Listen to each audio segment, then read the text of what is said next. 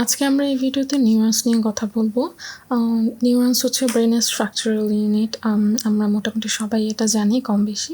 তো এই ব্রেনের স্ট্রাকচারাল ইউনিটের কাজটা আসলে কি? ইন জেনারেল বলতে গেলে ইনফরমেশন প্রসেস করা আর ট্রান্সমিট করা। তো এই যে ইনফরমেশন একটা নিউরন থেকে আরেকটা নিউরনের ব্যাপারে পুরোটা ব্রেনে ট্রান্সমিট হচ্ছে, এটা ইলেকট্রিক্যাল সিগন্যাল হিসেবে ট্রান্সমিট হচ্ছে। তো এই ইলেকট্রিক্যাল সিগন্যালের ট্রান্সমিশনটা, এই ইলেকট্রিক্যাল সিগন্যালটা আমরা কীভাবে রেকর্ড করতে পারি, তো সেটা নিয়ে আমি আজ কিছু কথা বলতে চাই। তো আমরা দেখে নিই বেসিক নিউরনের স্ট্রাকচারটা যদি আমরা একটু দেখি। আমরা মোটামুটি সবাই জানি, কম বেশি ছোটোবেলা থেকে পড়ে আসছি, বেসিক একটা নিউরনের বেসিক কী থাকে। সেল বডি থাকে, ডেনড্রাইটস থাকে, অ্যাক্সন্স থাকে, এই তো সেল বডি হচ্ছে কি জিনিসটা দেখতে কিছুটা এরকম। আমরা ছোটোবেলা থেকে দেখে আসছি ডেনড্রাইটস হচ্ছে কি সেল বডি থেকে বের হয়ে আরেকটা নিউরনের সাথে সাইনাপস করে ইনফরমেশন ট্রান্সমিটের জন্য অবশ্যই। আর অ্যাক্সনের ভেতরটা হচ্ছে গিয়ে ফ্লুইড থাকে যেটা দিয়ে ইলেকট্রিক্যাল সিগন্যালের কন্ডাকশনটা হয়। আচ্ছা, তো এখন আমরা আজকে একটু অন্যরকম একটা নিউরনস দেখি, যেটা হচ্ছে রিসিপ্টরস। রিসিপ্টর অ্যাকচুয়ালি কি, যে এটা একটা টাইপের নিউরনই যেটা কিনা একটা স্পেশালাইজড নিউরন, যেটা আমাদের এনভায়রনমেন্ট থেকে ইনফরমেশনটা রিসিভ করবে। এই রিসিপ্টরের মধ্যে যদি আমরা স্ট্রাকচারটা একটু দেখি, যেমন নিউরনের মতোই দেখতে, এখানে সেল বডির জায়গায় একটা রিসিপ্টর স্ট্রাকচার আছে। That's the kind of the main difference. এই রিসিপ্টর স্ট্রাকচারটাই হচ্ছে গিয়ে এনভায়রনমেন্ট থেকে স্টিমুলাসটা রিসিভ করে, দেন এটাকে ট্রান্সমিট করে। আচ্ছা, আমরা রিসিপ্টরসটা দেখলাম। এখন দেখি যে নিউরনে আমরা কিভাবে ইলেকট্রিক্যাল সিগন্যালটা রেকর্ড করতে পারি। তো আমরা দেখতে পাই যে নিউরনসগুলো অ্যাকচুয়ালি লিকুইডের মধ্যে থাকে। যদি আমি সোজা বাংলায় বলি যে কিছু নিউরন লিকুইডের মধ্যে চুবানো থাকে, তো ওই লিকুইডটাতে কি থাকে, যে আয়ন থাকে। তো আয়ন আমরা অনেকে জানি, আবার অনেকে জানি না। আয়নটা কি, আমরা যদি সেটা একটু দেখতে চাই, যে কোনো একটা ম্যাটার যদি আমরা নিই, এই ম্যাটারটাকে ভাগ করতে করতে করতে করতে আমরা হচ্ছে গিয়ে অণু পাব। তো অণু এটা মলিকিউলস অবভিয়াসলি। তো এটাকে আবার যদি আমরা ভাগ করি, আমরা পাবো পরমাণু, যেটা কিনা অ্যাটম। এই পরমাণুর ভেতরটাকেও যদি আমরা ভাগ করি, তাহলে এখানে বেশ কিছু জিনিস পাবো, যেমন নিউট্রন, প্রোটন, ইলেকট্রন, এসব। তো এই একটা পরমাণু ইলেকট্রনকে ছেড়েও দিতে পারে, আবার ইলেকট্রন এক্সট্রা নিতেও পারে, গেইন করতেও পারে। তো একটা পরমাণু যখন ইলেকট্রন ছেড়ে দেয় বা গেইন করে, তখন যে স্টেটটা হয় পরমাণু, ওইটা হচ্ছে একটা চার্জ স্টেট হয়। ওই চার্জ স্টেটের পরমাণুটাকেই হচ্ছে গিয়ে বলা হচ্ছে আয়ন। এটা মোটামুটি সোজা ভাষায় আয়ন বলতে আমরা যা বুঝি। তো আগে আমরা বলেছি যে নিউরনগুলো আয়নের মধ্যে থাকে, মানে আয়ন রিচ লিকুইডে থাকে। তো এখন আমরা যদি সেটা একটু দেখতে চাই, যে এটা হচ্ছে কি আমরা একটা অ্যাক্সনকে কাটার পর যেমনটা দেখতে পাবো। তো এখানে যদি আমরা দেখি, যে আমরা আগেই বলেছি যে অ্যাক্সনের ভেতরেও অ্যাকচুয়ালি ফ্লুইড থাকে, সো আর একটা নিউরনের বাইরেও ফ্লুইড থাকতেছে।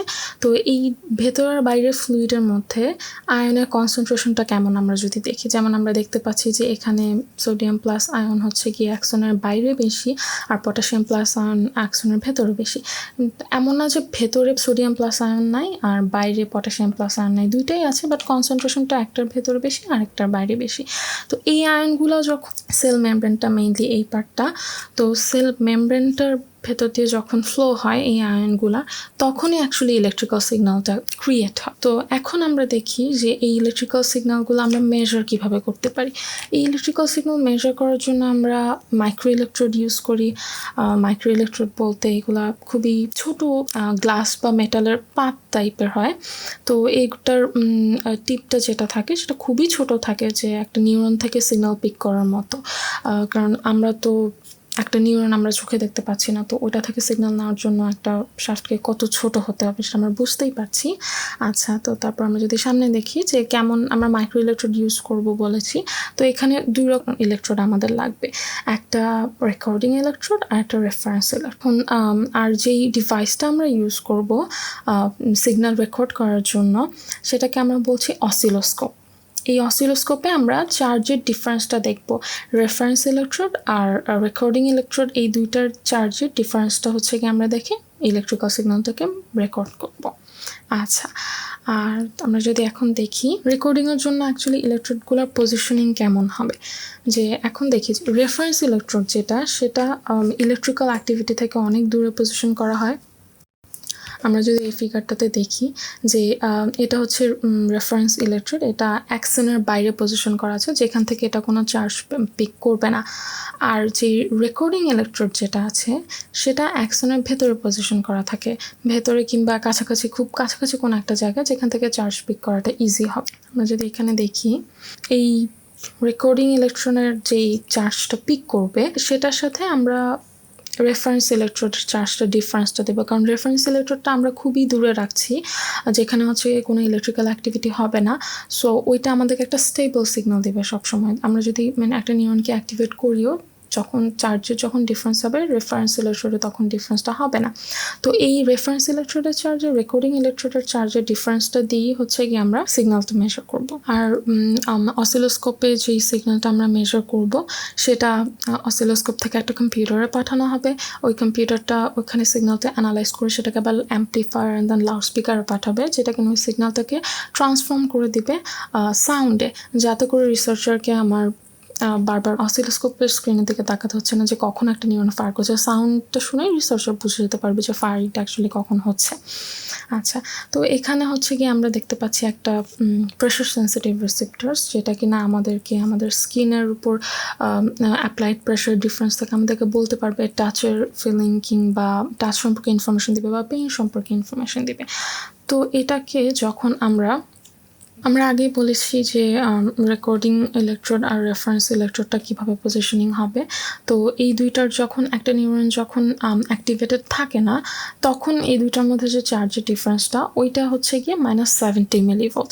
এই চার্জের ডিফারেন্সটা মোটামুটি সব নিউরনের জন্যই ইকুয়াল যখন নিউরনগুলো রেস্টিং পজিশনে থাকে, তখন এই জন্য এটাকে বলা হচ্ছে যে রেস্টিং পটেনশিয়াল। আচ্ছা, এখন আমরা দেখি যে একটা নিউরনকে অ্যাক্টিভেট করলে কি হয়।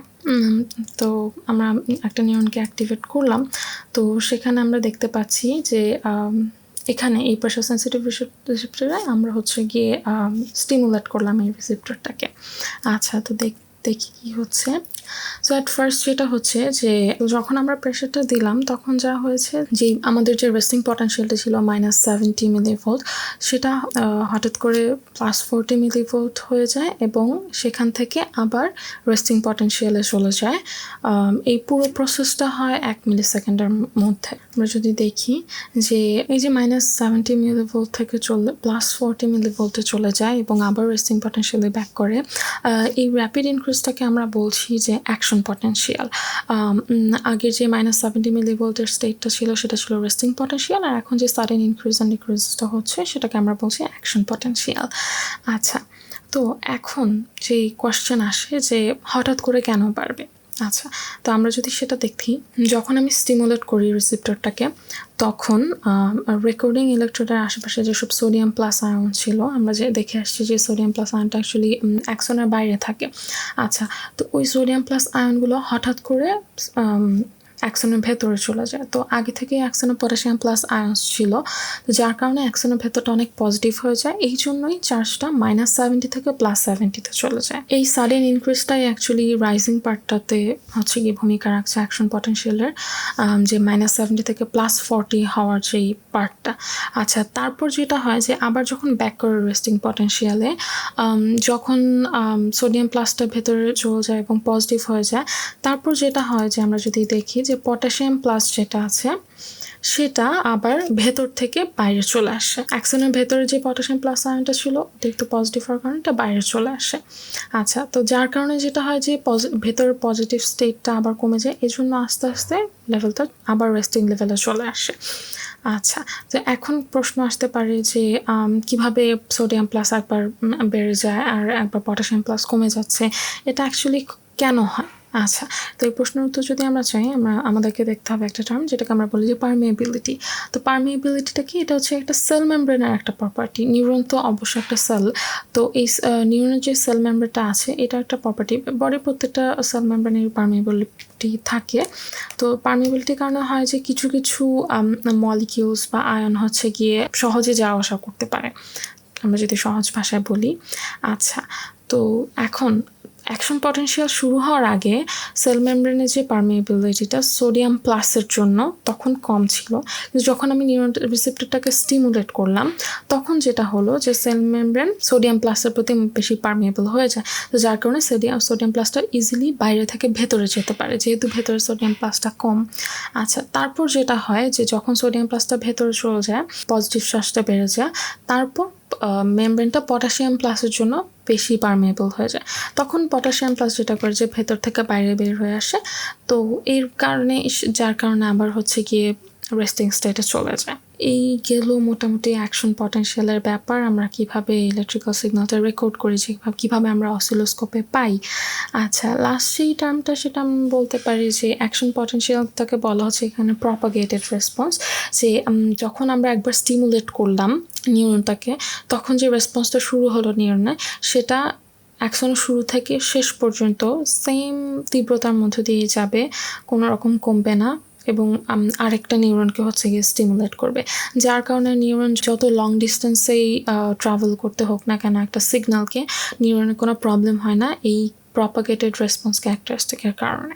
তো আমার আজকের ভিডিও এ পর্যন্তই, এতটুকুই ছিল। ভালো লাগলে অবশ্যই লাইক, শেয়ার, সাবস্ক্রাইব করবেন, and I will see you in my next video.